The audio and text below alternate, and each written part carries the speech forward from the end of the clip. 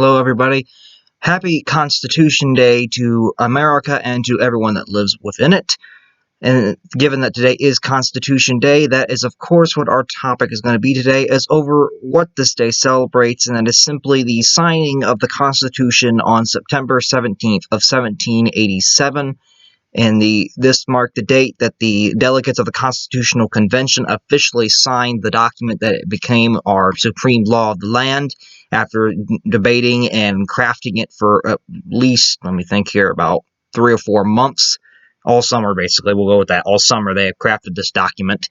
And as of today, it is still in use. It is actually one of the oldest forms of government still in almost perfect use as to what the paper says. So it is a very binding document, and it stands as a pinnacle of republicanism, as a pinnacle of liberty-loving people, and as a pinnacle of the United States' history to have created such a worthwhile and such an effective governmental system. Now today, you can argue how that goes, because today there's been a little bit of corruption in the politics side. But overall, the system, when played correctly and without corruption, which is bound to happen in any society, if you take the corruption and set that aside, the system does largely work almost perfectly. So today we're going to discuss the Constitutional Convention, not just this day, but how did we come up with the Constitution? How was it even formulated we need to do it? Did we just go without a government prior, or what's the story? So in order to really start this, you got to look back to the 1780s. The United States had just gained independence from Great Britain and had become a new independent nation with the official signing of the Treaty of Paris of 1783, in which Great Britain formally recognized the United States as a new nation, ending the American Revolutionary War. Whew. And that's where we're going to start. Now, you might ask, well, if we didn't have a constitution, were we just anarchy? No. And some of you may be surprised to know that before the Constitution, the United States did still have a government, but it was not the government under the Constitution. We had another form of government. This was not a dictatorship. The Congress was still here. This government was formed under something that we call the Articles of Confederation. Now, the Articles of Confederation were a series of articles or papers that were crafted during the war, during the American Revolution. In about 1777, they were written in the Continental Congress, and they weren't officially actually ratified, though, until March 1st of 1781, towards the very end of the war. And these articles provided the first form of government for what was going to become the United States. And it's really the first attempt to form a civilized government structure to kind of rule. Now, the articles are very significant in one aspect other than this, and that's the fact that they are the first document to really actually refer to the new nation as the United States of America, what we commonly know it as today, the USA. Now, under the articles, there is before we go in here, I want to stress this. The articles had some problems, and we're going to discuss what those are here in a short minute. But let's discuss what the articles did. What do they allow? The basics of what the articles did is largely the main difference between the Articles of Confederation and the Constitution that we have now is that in the Articles of Confederation, the states had a lot more power. In the Constitution, like we have now, the federal government largely has a large amount of power, with any power not delegated to that government is reserved for the states alone. So unless the Constitution in our current government, if the Constitution does not state that the federal government has this power, it is automatically assumed that that power belongs to the states. In the Articles of Confederation, the federal government is actually very weak. It's very ineffective. Thus, a confederation, may I remind you, a confederation is not very strong. It never really is. It's simply kind of a friendship bond of types. It's not really a solid bond. The Articles of Confederation largely preserved the power of the states, and we'll explain what the fear was here in a short little bit of why the people didn't choose a strong central federal government in the first place. Under the Articles of Confederation, as we mentioned, the individual states maintain a large degree of sovereignty or independence. They can largely operate as their own. Basically, if you want to count this, you can count, instead of 13 United States, you have 13 friendship countries. Each state is friends with the other, but they operate like they're their own little nation. They each have their own currency almost, a bunch of things. They have their own laws, everything else. You cross the border, it's not like today where you cross the border of another state and, okay, I'm in a new state, but everything's pretty much the same. You're in the United States. Back then, it was entirely different. Back then, you crossed, it was almost like you entered another nation. The states weren't really binding together as one entity. They were binding together as that they were all former colonies that were all now newly independent little states. They did bond together over that factor, but they didn't bond together quite over the fact yet that they need to accept they are one unified nation. Now, what happens here? Congress is granted some authority. Congress serves as the federal authority in this government. It is the central federal government branch. And Congress is granted the authority to, it can make treaties, it can make alliances with foreign nations. Congress can levy taxes, which means they can introduce and propose taxes. They can maintain the army, and they can and a navy, and they can coin money. That is all Congress can do. They cannot really do much else. Congress cannot make laws. They cannot make any laws. Congress cannot collect taxes, which we're going to see here in a minute. That's kind of a bad thing. You might think it's not, but it kind of is. And yeah, we're going to discuss that here. Now, Congress was also unicameral at this time. It was not bicameral as it is today. Bicameral is meaning it has two parts. Today we have a House and a Senate. Back then, we didn't have that. It was just Congress. There was no House, there was no Senate, it was just Congress. You just called it Congress. There was no two chambers. There was not an upper house and a lower house.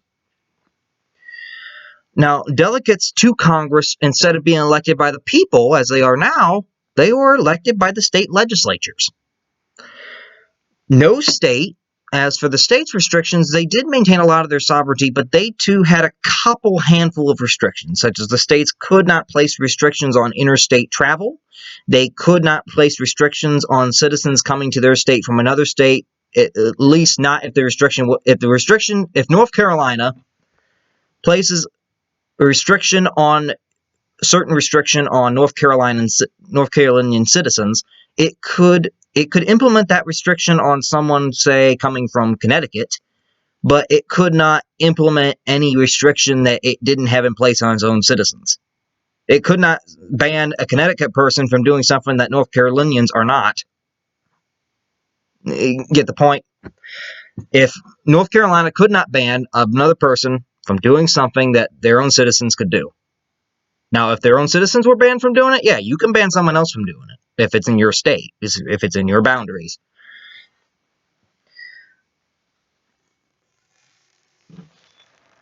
Unfortunately, as we mentioned, articles have two major flaws. And first is that this unicameral Congress legislature, it has absolutely no power to make laws. The states make their own individual laws. It's very much submissive to the states. It also, as we add here, it also has no power to collect taxes. Now, you might ask, well, why is that a bad thing? Isn't the federal government constantly taking our life savings away in taxes? Which, to honest to be God, it does sometimes seem like that. Well, there is a reason the government collects those taxes, and that's for it to function. Because to function in any way, it takes something that we all like to know as money. Well, if the government's not allowed to collect taxes, how is it getting funding? How is it going to be able to pay for anything? It can't. If it can't collect taxes, it can't pay for itself. So it really has no power because it has no money to operate off of. And the states are stingy. The states aren't going to go ahead and just give a bunch of money to them. They're like, yeah, I'll give you some money later on. Just let me handle my own affairs first, and then I'll see what I got left. And which basically means, yeah, we're not giving you money. There also, in this government, there's no system of checks and balances at all. And we'll get to what that is here later. as you'll understand it more when we discuss the Constitution. But the main thing is that Congress is weak. The federal government is very weak, and the states maintain a lot of their own sovereignty, which could be good, but at the same time, it's not really, because the nation's not really unified. The nation is kind of weak because it has no central authority really taking charge, because it can't take charge, because the way it's set up does not allow that federal authority to take charge, and thus nothing can really be done. Now, the nation was trying to grow. It's trying to expand its borders to the west and the land that it was granted.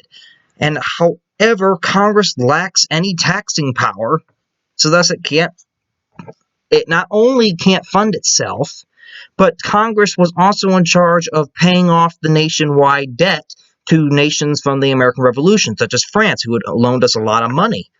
And they're also trying to pay off veterans, wartime soldiers. Well, if Congress don't have money, we can't pay off the soldiers, and we're falling behind on our debt payments because we can't pay our debt because we have no money to pay them with. So the Articles of Confederation were good at least getting a first step, but they weren't good for a large country. They would not work for a country the size of the United States. It would not be possible that this was going to function. You need a stronger central federal authority.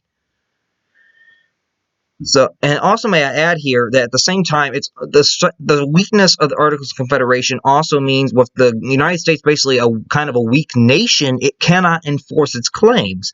Like, for example, although Britain had gave the United States a large amount of territory after the end of the Revolutionary War, part of the Treaty of Paris of 1783 dictated that Britain was to evacuate all forts and outposts in that territory that now belonged to the U.S. Well, Britain did not really adhere to this. Britain was still occupying those forts and territories that are now technically on American soil. And it's not like Congress. Although Congress can maintain an army, Congress has so little money that before 1787, the average size of the U.S. Army was only 80 enlisted men. 80. Against how many thousand that Britain had? Not very good. So even if Congress wanted to dispute and go to bars with Britain over this, just trade blows, they couldn't really do nothing to enforce and back their claim because they really have no army at all, other than a little group of men with rifles. They really have nothing to enforce their claim. And Britain and Spain, too, took advantage of this. They kind of used this as an advantage. The United States is weak. We can still do whatever we want to around here. They're not going to be able to stand up and stop us. So this brings us to the crisis that really tips the scales in favor of getting a new form of government. And that comes with Shays' Rebellion of 1786 to 87. As we mentioned, the economic prospects due to Congress's lack of being able to collect taxes and due to this different states sometimes having separate currency, which means if you went to Georgia and you were a person from South Carolina, you might have to trade your currency for Georgian currency. There was no unified universal currency to be used because Congress did not have the money to coin the currency.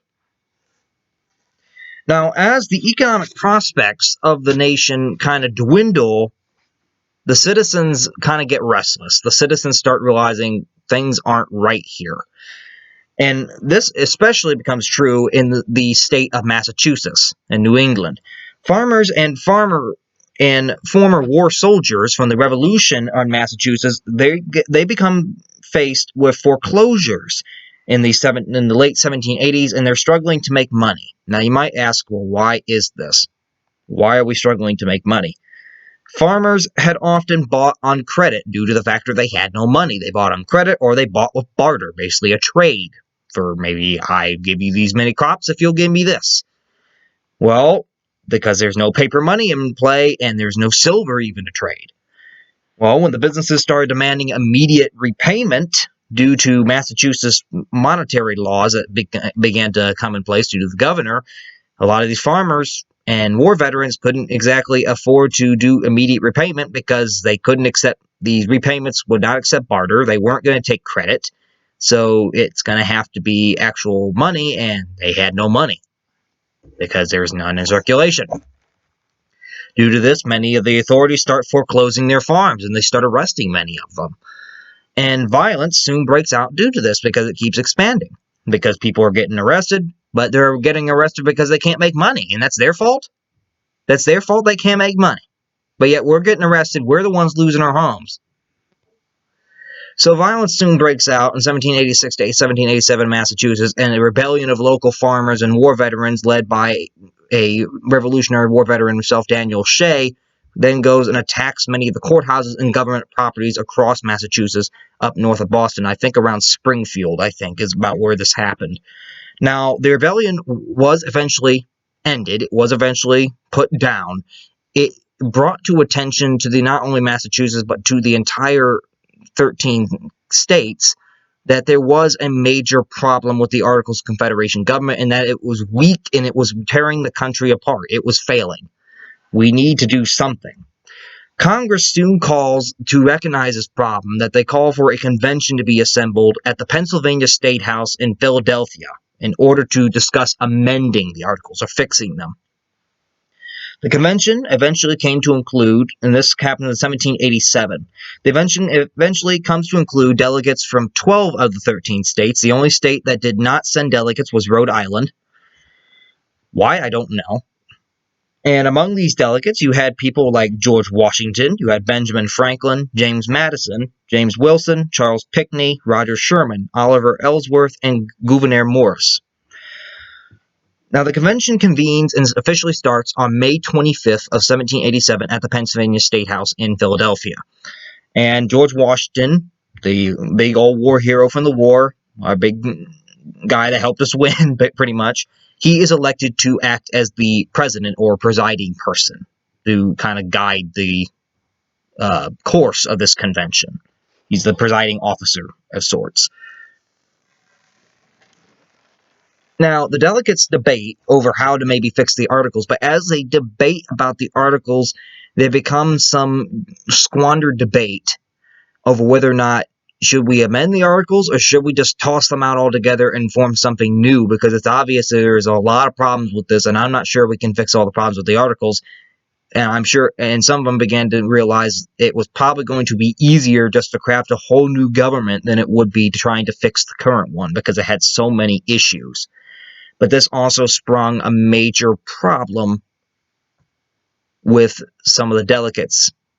And this is where we're going to address our first issue. The reason why the Articles gave a lot of sovereignty to the states was the factor that, keep in mind, the United States has just won independence from Great Britain, a monarchy, a heavily imperialistic monarchy. The United States just won independence from that. The states thought that the British monarchy and Parliament were overstepping on their rights, that they were trampling on them, that they weren't being respected, they weren't being given fair due process in court matters and everything else, and they weren't being represented. The states feared that if the federal government was placed in a strong central position, that it was given a lot of power, that the states would lose the independence they had just spent 8 years fighting for. They feared that a strong federal government would lead to another Great Britain. And they just got away from that. They didn't want to go back to that. So they had a big fear about letting power go from the states, having the states give up some of their sovereignty, and turn giving it to a large central federal authority. That is what fuels the debate. Eventually, the delegates do kind of side with reason, and they eventually go with, let's just scrap the articles and form something new, because there's too many problems with this that it's going to take too long for trying to put a little bandage here and a little bandage there. It ain't going to work. It's useless to try to fix these. We need something new that's actually going to help the American people and unify this nation. So in June of 1787 in Philadelphia at the Philadelphia State House, they begin crafting what is known as the Constitution. The Constitution eventually, debates go on, they discuss over many, many things. And in case you want to know what it looks like, all right, here's your Constitution. This is rolled up heavily, so I don't know if you're... This is a replica. This is not the real thing. I did not go steal it. Although I think we can know that. I know.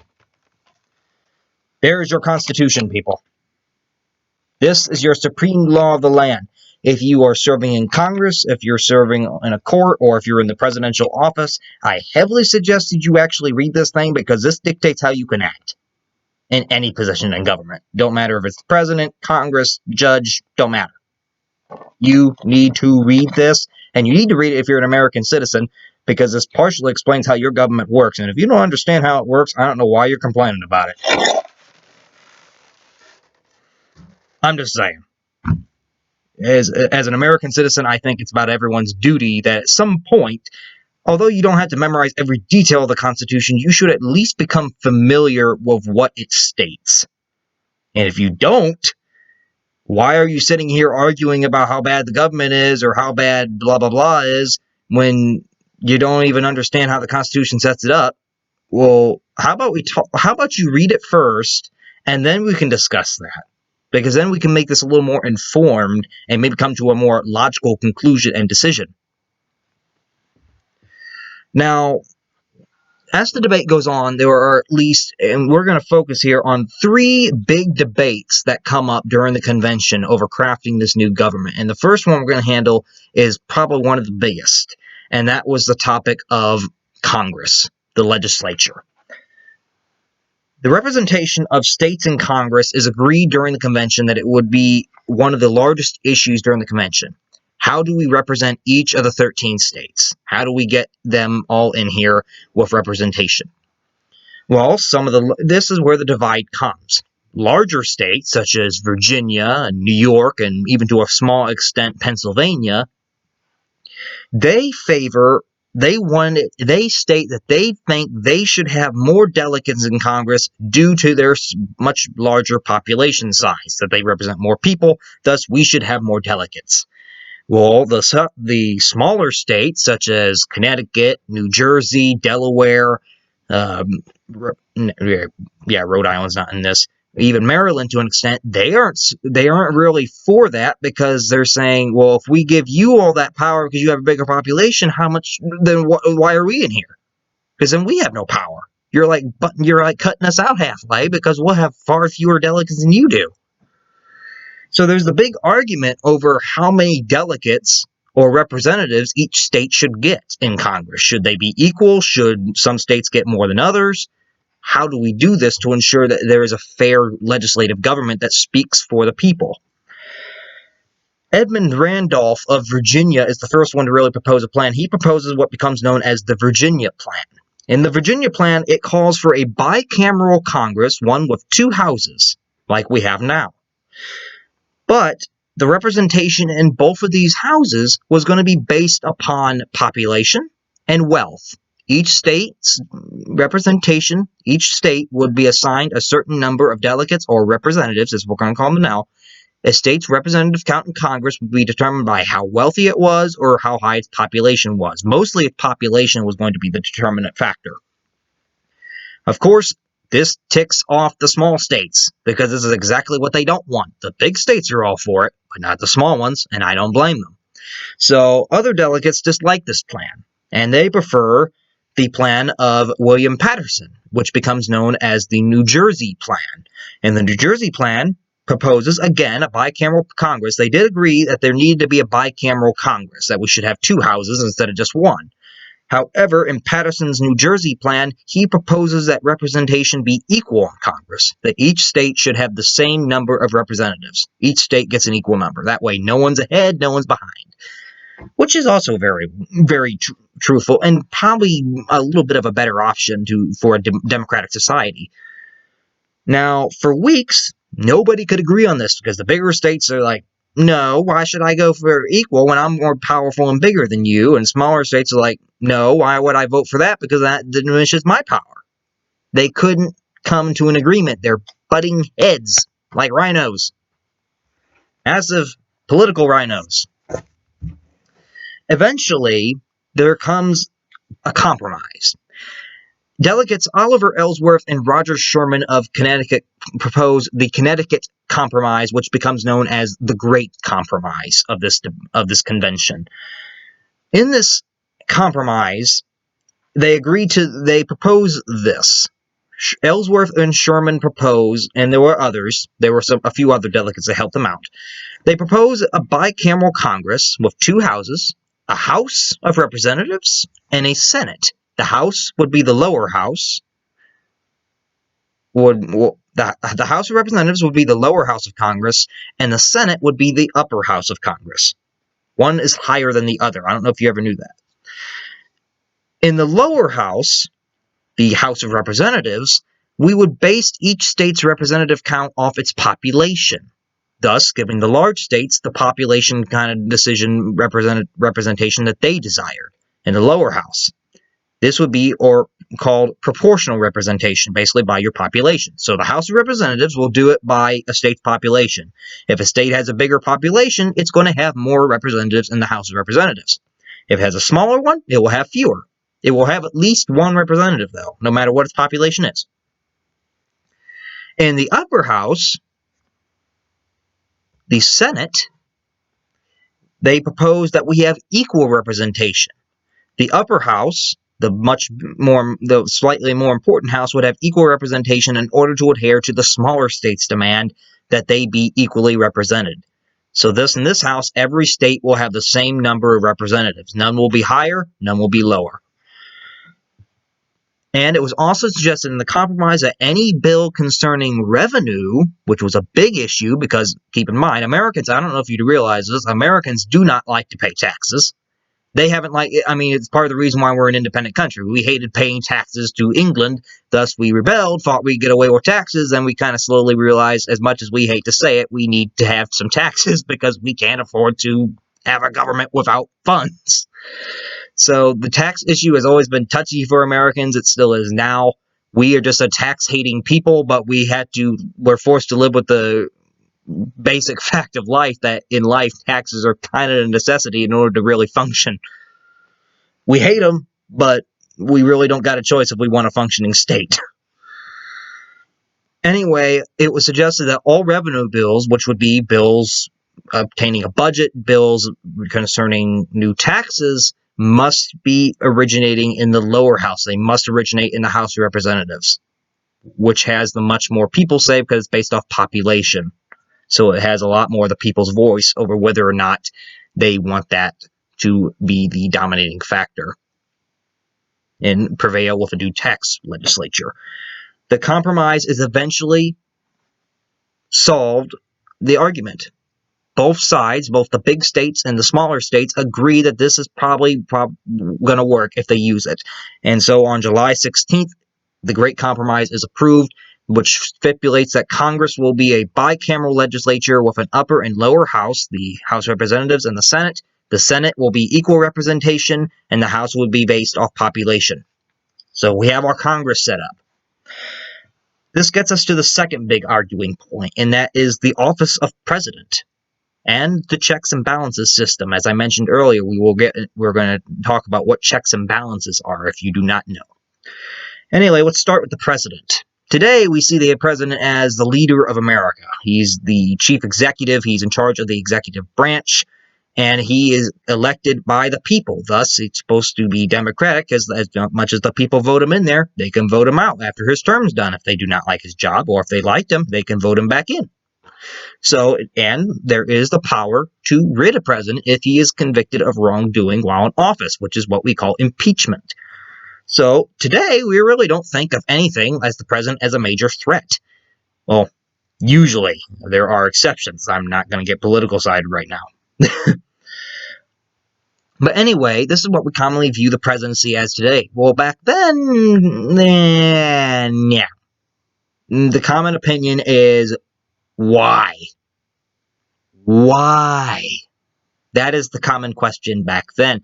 And this question arises, again, due to what the United States just gained independence from.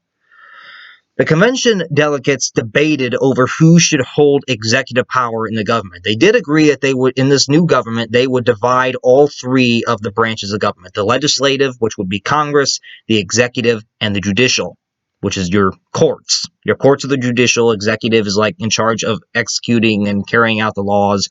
And it was also later decided they would have control of the military largely as well.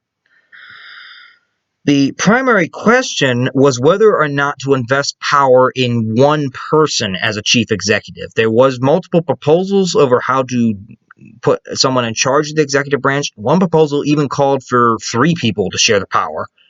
But eventually, they become invested in the idea that a chief executive, one person, should have that kind of power. Well, this struck a chord with many because there is one major similarity they're drawing here that they said could happen, and that's why we will not vote for this. We don't think this is right. The idea was very shaky, and again, look at what the American people just gained independence from. And when they were fighting Great Britain, who ruled England? A king, a mad king, King George III. The American people just got away from a monarchy. They just got away from a king, a supreme ruler, a power figure who in his own right felt he had all the power. They just fought a war 8 years long to get away from that. And here comes this proposition, let's put all our executive power into one person's hands. Well, of course this strikes a couple chords because many people are starting to say, how is this any different than a king? We just got away from a king. Why would you want to go back to one? And then, of course, there were some things argued in the Constitution, like the fact that they said, well, it won't be a king because they'll be elected. They'll be elected by the people. And this idea comes about from Delegate James Wilson, who proposes on June 1st to make the executive consist of a single person who is directly elected by the American people, and this would ensure the independence of this figure from the legislature in the states, ensuring that this person was not appointed by the legislature and was ultimately kind of answerable to them. Since he's elected by the people, he can listen to what the people want, not what the legislature wants. He's separate. Well, this still strikes debate in people because they still said that, well, even though you elect a person to office, they can become tyrants. They can consolidate power for themselves, and they can slowly become a king, even if you elect them. It doesn't make it any better. So eventually, this intense debate carries on for weeks over whether or not we should do this or not. And the debate proposal gradually becomes the definition of president. Gradually, many come to gradually accept that James Wilson's proposal of a single person elected by the people is probably the best option, only because you're going to have a chief executive, and by having in one person, it ensures that decisions will be made much quicker, which we do need to be effective. And since they're elected by the people, although some would have their reserved rights about it, they could be held accountable by the people. If they did something wrong, the people would vote them out or vote them whatever else. And it also sets in the progress. They add the factor that if he commits crimes while in office, we can always remove him from office through the process of impeachment, which is formally charging with a crime and trying for a crime and, if needed, removal from office. The delegates also decided eventually that we will separate the legislative, executive, and judicial branches, but while we're doing it, we're going to implement what we call checks and balances on each of the branches to ensure that no one branch will become more powerful than the other, and thus eliminating the equal representation within the government. By putting these checks and balances in place, for example, the legislative or Congress could never become more powerful than the president or the judicial system, the judicial branch, or the courts, because these two would have checks and balances they could put to kind of limit his power, just like Congress could limit the president's power, and the judicial could limit the power of both of these two. And then these two the president and the legislative, can limit the power of the judicial. That way, no one of the three will gain more power than the other, ensuring an equal representational balance system. For example, here are the checks and balances that we eventually came up with. The president can veto any law that Congress makes that he or she, if we ever have a she, does not agree with. If the president does not agree with it, he can reject it or veto it. So he's putting a check on Congress's power. He can block a bill. Congress can override this veto, because then you might argue, well, if the president can veto any law they send, Isn't he got supreme power? Well, yes, but we made a system to override that. Congress can override any presidential veto if a two-thirds majority vote in each of the houses, both the House of Representatives and the Senate, if a two-thirds majority in each house vote in favor of it, then they can overturn that veto and bypass it. So there, Congress has a check on the president. The president chooses the Supreme Court judges, and the Senate then approves his nominations if they want to. If the Senate does not approve of the nomination, the justices don't go on there. But it ain't like the Senate can just deny every nomination, because they cannot nominate them themselves. Only the president can do that. So this kind of puts a balance check on the judicial system of the courts. On the Supreme Court, for example, is the top court of the nation. It's the top court in the entire country. And then how does the judicial branch have a checks and balance on the legislative and executive? Well, that comes with the factor, what do we know the Supreme Court to do? The Supreme Court argues, not argues, but the Supreme Court ultimately decides which laws or actions of the legislative and executive branches are ultimately unconstitutional, or the factor they do not adhere to what the Constitution says, and they go against what the Constitution says. So in this matter, the judicial system can keep a checks and balances on the legislative and executive. Each branch has something they can use to limit and withhold the power of the other. No one has an advantage solely that none of the others can withhold their power. They all have another branch that can withhold their power back. Then we come to the third and final major issue that we're going to discuss, and that is the 3/5 compromise, or also known as the slavery issue. Now, slavery was still in the United States at this point. It was still going to be there for at least another 90 to 80 years. And this is prior to the Civil War, like way prior. Slavery is still very big in the United States, especially in the southern states. It's still in the northern states somewhat at this time, but it is dying out there, which it eventually would completely by the Civil War, pretty much. The slavery, just as much as it became an agreement in the later years, was a very big agreement when they crafted the Constitution. The southern states issued, after the agreement was made, that some of the representation in Congress would be determined by a state's population count. Some of the southern states, such as Virginia, South Carolina, Georgia, North Carolina, and Maryland, these southern states but they requested that when population counts were taken of their states, or of any state, that if there was any enslaved people within those states, that those enslaved people should count toward that population count. Well, you might say, well, doesn't that sound like a good thing? Because that's counting a slave as a person. In hindsight, at a brief glance, it does, until you really start thinking about it, and you start thinking of why would the South want to do this, because there is a major problem. And the northern states caught on to this rather quickly. Think about this. The southern states, I don't know if you ever heard about this, but I'm pretty sure you have. If you ever read anything on the history of slavery in the United States, any slave owner usually didn't regard as an enslaved servant or a slave. They usually did not regard them as a human being. They didn't treat them as such. They really didn't. Most slave owners treated their slaves as property. They didn't treat them as a human being. They didn't, on a daily basis, they usually just thought of them as a piece of property that could be sold off or destroyed or whatever else. They didn't really think of them as human beings. But now, all of a sudden, when there's something that could be gained politically by recognizing them as a human being, now the southern states and now the slave owners are willing to consider them as people, because if they do, they might gain a little bit of a political advantage in Congress by having more representatives willing to work for their legislation ideas. So you're really catching on here the factor. At any other time, they wouldn't recognize a slave as a person. They consider them property. But when it might serve their political advantage, they're all for it. And the northern states caught onto this rather quickly.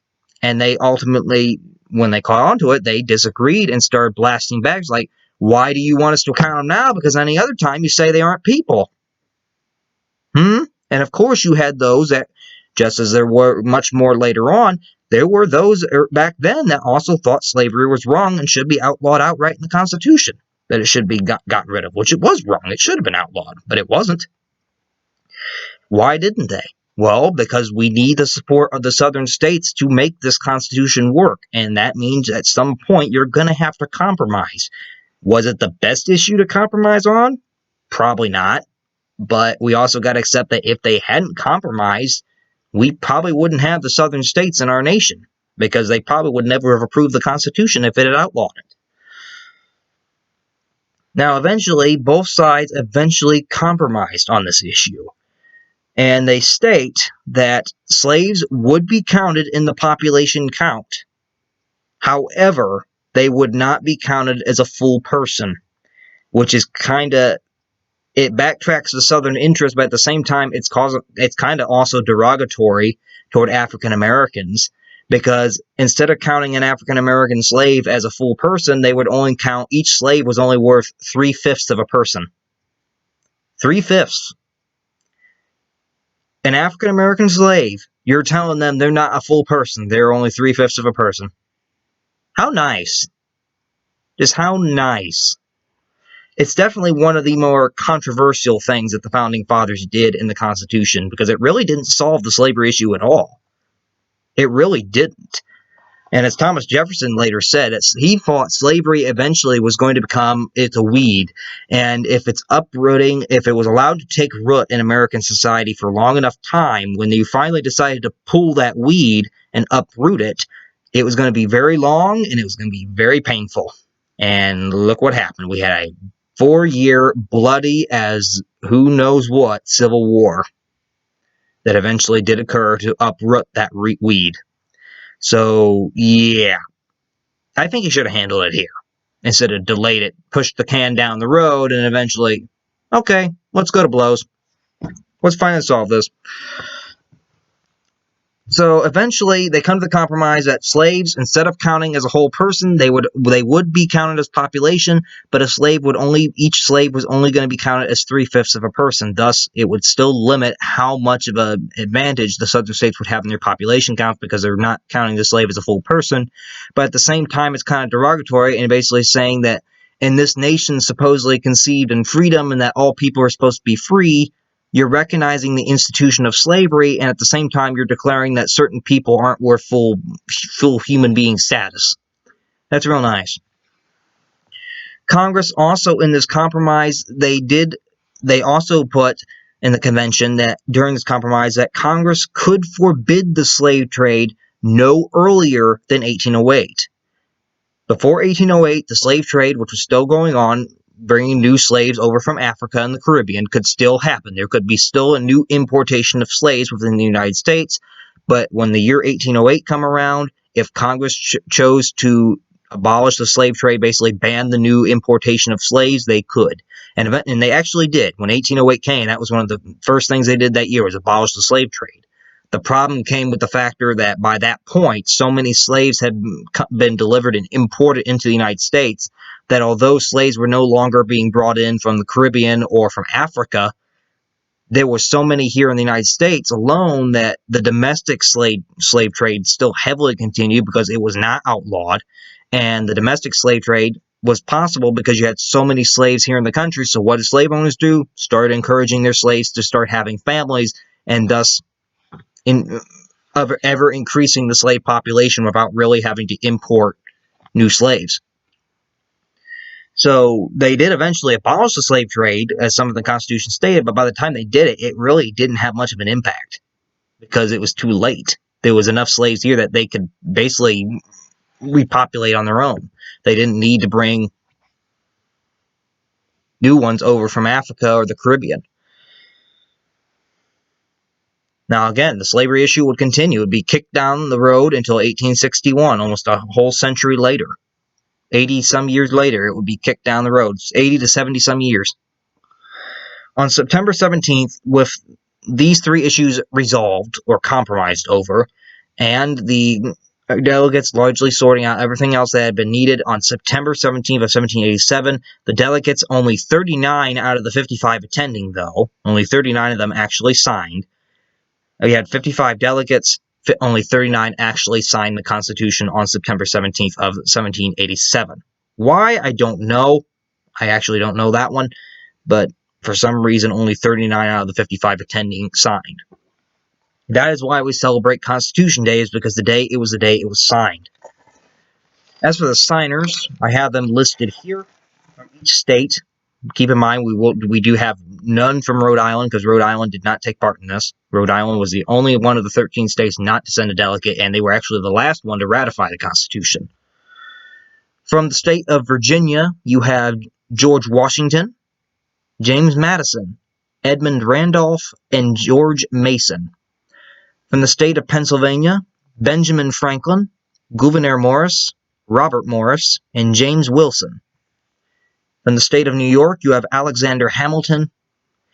From the state of New Jersey, William Patterson. From the state of Massachusetts, Elbridge Gerry, and Rufus King. From the state of Maryland, Luther Martin. From the state of Connecticut, Oliver Ellsworth and Roger Sherman. From the state of Delaware, John Dickinson. From the state of South Carolina, John Rutledge and Charles Pinckney. From the state of Georgia, Abraham Baldwin and William Few. New Hampshire, Nicholas Gilman and John Langdon. And from the state of North Carolina, we have William Blount. That is the gist here of the Constitution. Now, although the Constitution was signed on September 17th of 1787, it was not formally implemented. In order for it to be officially adopted as the new form of government for the United States, it was going to have to be ratified or officially approved by each of the 13 states by a majority. And this majority, out of 13 states, it was decided that in order for the Constitution to officially be adopted and go into effect, it would need to receive the ratification of 9 of the 13 states. 9 states would have to ratify. This took over the next year into 1788. 9 states eventually did ratify. New Hampshire was the 9th state to ratify, and Delaware was the first. And eventually, all the states did adhere to it. They did eventually all ratify. The last one to do so was in 1790. Rhode Island, who had never taken part in the convention at all, eventually did ratify and kind of joined together as this new United States government that had been created by the Constitution by the Founding Fathers. Now, however, during the ratification process, there was a major debate issue that came up, aside from the ones that were still carrying on from the Constitutional Convention itself, and that was the issue. You had Federalists who supported the Constitution, supported that it needed to be adopted, and then you had the Anti-Federalists who said that it was too strong, it was too powerful, it took away too much power from the states, do not approve of it. And the Anti-Federalists centered a large part of their argument over the fact that the Constitution supposedly does not protect your rights. Well, the Federalists, of course, asked, well, how is this so? And the Anti-Federalists made a very good point. And they argued that the Constitution, as much power as it gives the federal government, as much as you claim it's helpful for the people, nowhere in the Constitution does it explicitly list your rights that each individual person has, which is a good point. Well, the Federalists argued, well, why should we have to do that? It should be naturally assumed that you have those rights. We shouldn't have to write that down on paper. Well, the Anti-Federalists said, no, you ought to write it down on paper, because I guarantee you one day you're going to get a tyrant that is going to become a tyrant. He's going to disrespect those rights if you don't. And when you claim that you have those rights, he'll ask, well, go ahead and pull me a paper up that shows that you have them. They're not in the Constitution, thus, if it's not there, it's like, you don't seem to have them. I can do what I want. So the Anti-Federalists had a good point there. And eventually, what swayed the states to eventually join and ratify the Constitution, and the Anti-Federalists to finally concede and also agree to ratify it, was the Anti-Federalists cut a deal with the Federalists that if they voted to ratify the Constitution, that the Constitution would have, within the next 2 years, would have an official Bill of Rights added onto it to ensure that these rights of the American people were officially listed, such as your right to freedom of speech, the search warrants that you got to have, right to bear arms, you don't have to quarter your troops, States have all reserve powers not explicitly listed to the federal government. It belongs to the states. All that good stuff. That was officially what got to be written down on the list, which it eventually was in 1789. The official amendments, the first 10 amendments, were given, known as the Bill of Rights, which basically serves as a paper copy confirmation of the rights every American citizen has, and quelled the debate once and for all there. So that is the Constitution of what we have. So today we celebrate the adoption of this wonderful, well, not the adoption, but the official signing and completion of the craft of this magnificent supreme law of the land that really serves as the blueprint for our nation, sets it up entirely as we need to have it. I know this is not perfect, but it's important that we all know this thing. It's important. It really is the supreme law of the land. No matter what branch of government in, you look to this for guidance on how to run our great nation. So, and of course, one of the simplest ways the founders put explicitly how they wanted to carry out the Constitution, how they wanted to craft it, and what it was meant to do, is they did so in the preamble, the very first part of the Constitution, which I can actually somewhat, I don't know if you're going to be able to read it real well. It's this first part under we the people. These lines up here is the preamble. Basically, it states what the Constitution sets out to do. What are we trying to aim with before you read this document? And the preamble, and I'm going to try reading it without looking at this thing. You quote me if I'm wrong. If I'm wrong, say it in the comments, but I'm pretty sure I'm right here. I'm going to try. If I stall, it's because I'm thinking. So let me think here. The preamble, if I remember right, goes like this. We, the people of the United States, in order to form a more perfect union, establish justice, ensure domestic tranquility, provide for the common defense, promote the general welfare, and secure the blessings of liberty to ourselves and our posterity, do ordain and establish this Constitution for the United States of America. If I'm right, that is the preamble. Let me look here. I'm going to look at myself.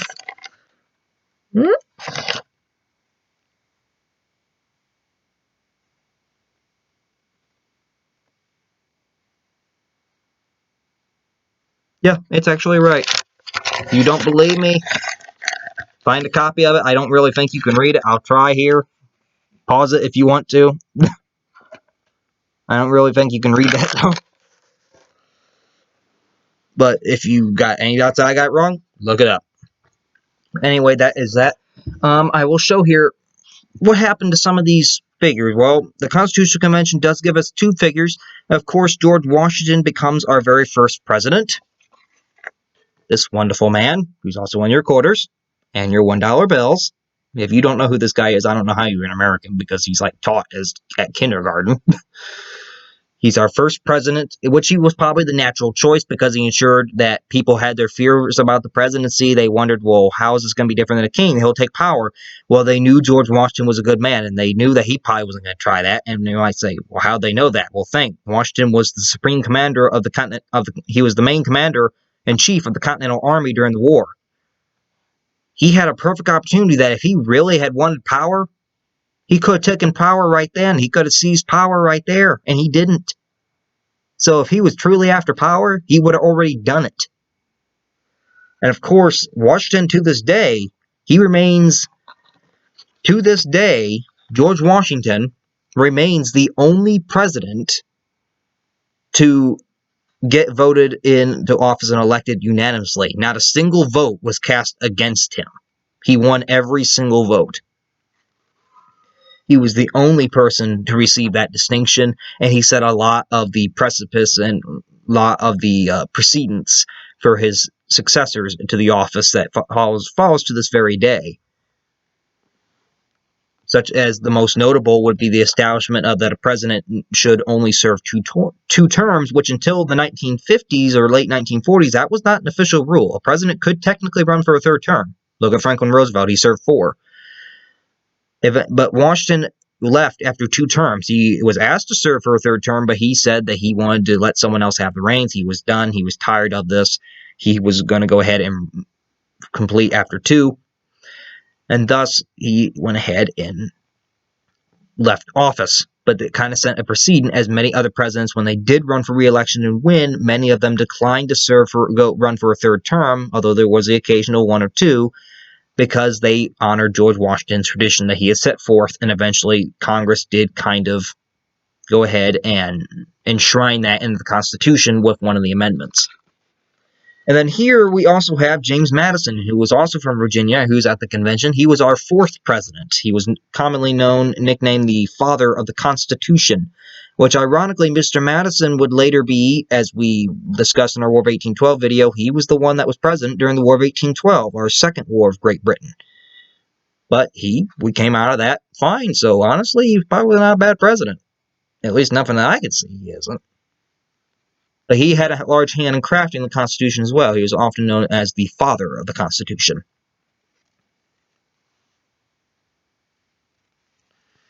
So that concludes our thing for today on Constitution Day. I ask everyone to really take a moment today to think of how great this nation really is, despite its wrongs, despite its problems. And I also ask of you that if you have not read the Constitution, or at least glance at it, I'm not saying you got to memorize it, but at least take a look at it. If you have never really honestly gotten down to earth and just taken a good glance and look at it and see what it says, I honestly think that you need to, and I honestly do implore you to do so at some point in your life, not today, just do it in your life, because it's really important that we understand how the government works, and that despite all its problems, despite its wrongs, it largely works, because if it didn't, we would have fallen apart a long time ago. It really is. It's one of the great charters of freedom that there really is in the history of the world. Not just in the United States, but in the history of the entire world. It is one of the great charters of freedom that really stands out. People across the world know of the Constitution because of its words, because of what it sets forth. And many nations strive to try to achieve some kind of government of like the one that it prescribes. Other ones envy it because they know that they could never really even try to have something like that. So I heavily implore you, if you've never read it, if you've never glanced at it, take a moment, glance at it at some point in your life. Please do so. So that wraps it up for this video for today. We will be back next week. I'm not going to say what the next video is or not, because I really don't have an idea yet. So, as always, any ideas? Put them, actually, hold on. I correct that. Next week, we are, at least for our one video, I decided we are going to do one on the Watergate scandal, since it has come to light to me that some people really don't know what happened with Watergate. Thus, we're going to talk about the Watergate scandal, which led to the resignation of President Richard Nixon in 1974, which marks the only time a U.S. president has ever resigned from office. So we're going to cover that. So that's, I think, it on that part. So as always, like, subscribe to the channel if you're enjoying the videos. I heavily implore that you do subscribe, or leave a comment in the section below if it's of useful, constructive use, or if it's of something. Don't put, I ask you this, please do not put odd, just out of the blue things that make absolutely no related sense to the video, because I've seen that some people have done a couple of them, and I do not appreciate it. I just don't, because that's not what the purpose of this channel is for that. So please do not do that. Please don't. That's all I can say. So, as always, like, subscribe, comment, whatever you feel needs to be done. So that wraps it up for today. May everyone have a good rest of Constitution Day and have a good weekend. Stay safe during the coronavirus pandemic, and we shall hopefully see you all back here when the Watergate scandal comes out as well next week. So long, and God bless you all.